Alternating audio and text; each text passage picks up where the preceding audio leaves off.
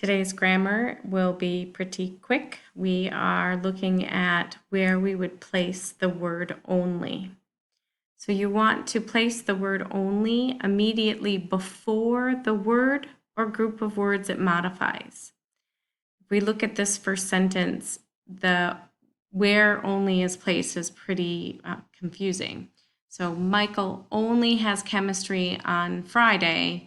We don't know if that means it's just Michael or it's just chemistry or what.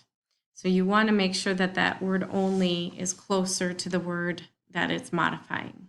So if it said Michael has only chemistry on Friday, we would know that that means he has no other classes but chemistry. Or you could say Michael has chemistry only on Friday, and that means he does not have chemistry on any other day but Friday. Or only Michael has chemistry on Friday. In this case, we know that it's just Michael. Michael's friends do not have chemistry on Friday, just Michael. So you can see that that placement with the word only is really important. So let's take a look at this week's assignment. What you're going to do is you're going to highlight the word after where you would put the word only. So if we look at this first one, my grandmother works on Saturday.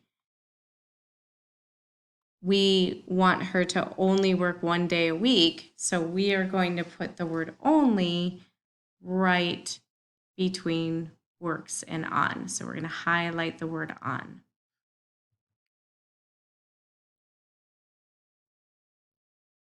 Now, if we look at this sentence, it means that she works alone. So my grandmother works on Saturday. Where would we put that if it's just her alone? Well, we would want it first, right? Only my grandmother works on Friday. So that's where we would highlight, and then we'd move on to the next one. Good luck on this week's assignment, and I'll see you soon.